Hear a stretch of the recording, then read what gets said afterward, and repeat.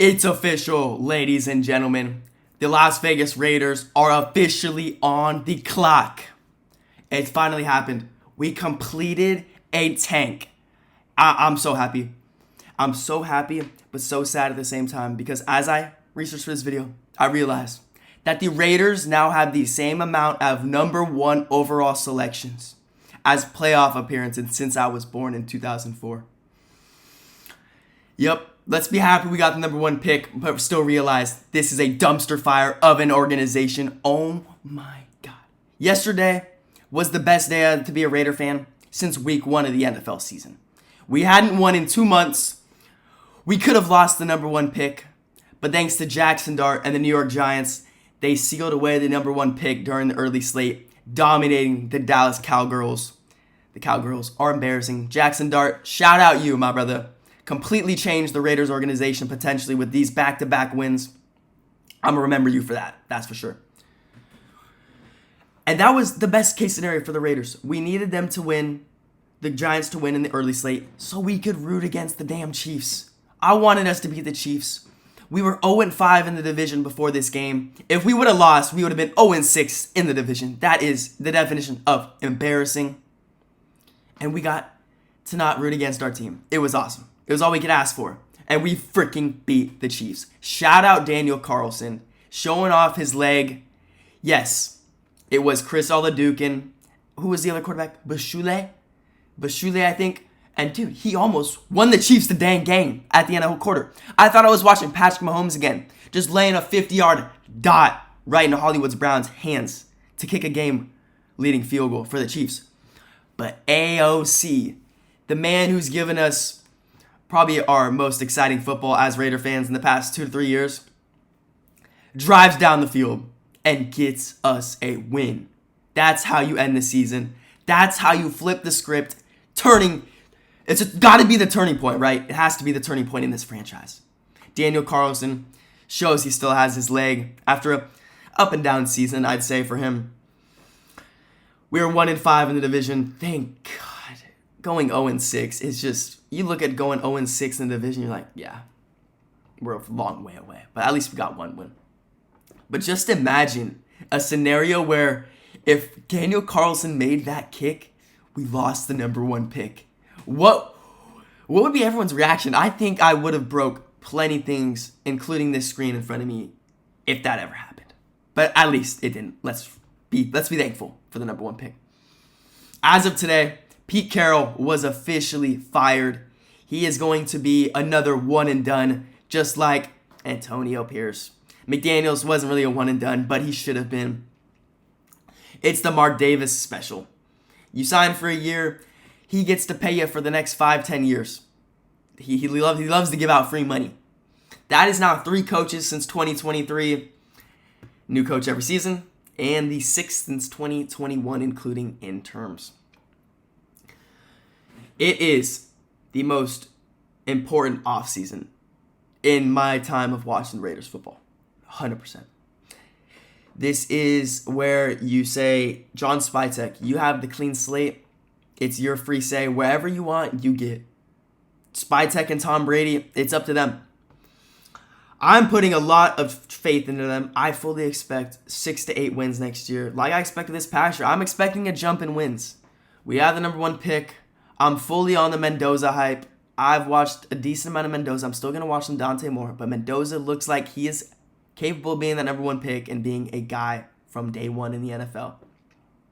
Depends on what Tom Brady and John Spytek wants. We have a lot of picks. We have 10. Spytek kicked butt in the last draft. We haven't seen it with all the players yet, but he did an amazing job at gaining assets. He got us, we have all of our main picks, and then we have 3 4s and 2 6s, which is awesome. Thanks for compensation. We should be getting, so we got it from the Jacoby Myers trade. Spillane left and Trevon Moore left as well. And I think this team has all the capabilities to make that jump that we saw from the Jags, the Bears, the Patriots, the Commanders. Yes, they all have one thing in common. They have their quarterback of the future. And guess what? The Raiders are in the exact same situation. Number 2 in cap. $100 million plus to work with. Mad Max is probably going to stay. And if that happens, he'll create more cap with a bonus. Geno Smith could potentially get cut, creating even more cap space. Extensions eligible players. I know Eric Stokes better get an extension. This team, it does have many holes to fill. If you look at the roster, it is depleted. On the offensive line, we have some pieces. Our offense is not far away. It's the defensive side of the ball that needs to be filled. But the offensive line, towards the end of the season, as the rookies, Charles Grant and Caleb Rogers started to play, they started to play really well. It would have been really nice to see them play more than 4 games, Pete Carroll. We would have known what the hell we have. Now we go into the offseason thinking, do we have to fill those positions? Do we have a future piece there? I don't know. And I don't think many of us know. Really. We're just hoping it keeps getting better. Like, we played the Chiefs' second stringers, third stringers last game. So I have to take it with a grain of salt. Every player's performance. The secondary is extremely weak. Aside from Eric Stokes, Isaiah Palomar makes some nice hits here and there, but he's horrible in coverage. We need a deep safety. The linebackers, Devin White did great this past game, obviously, against the second and third stringers. He's trying to get a contract extension. He's trying to get paid somewhere. He is very good at attacking the ball. He still misses tackles. He's an average linebacker. I would really love a Sony Styles in the draft, even though that would be really tough where we are. Our receivers, we could use a piece there too. We're young. We're inexperienced. Besides Trey Tucker, he's shown he has something. Jack Besh is going to be something. We have Brock Bowers, Michael Mayer. Those two need to be on the field more than I want. We need to be running 12 personnel with the new head coach that comes in. We need our defensive line to take some jumps. Losing Christian Wilkins was horrible. We saw J.J. Puegs and Tonka Hemingway play more down the end of the season. I keep saying to myself, why was Pete Carroll healthy scratching these dudes every single week? What was the point? We sucked. I wanted to see these rookies. It's like, why was Geno going out there? Why did we trade for Kenny Pickett, bro? That little hand bastard. Oh my God, Pete Carroll, I'm so happy you're gone. You pushed back this franchise's rookie class a whole year because we don't know what we have. They didn't play enough. It's not going to be an easy fix for the Raiders. Not whatsoever.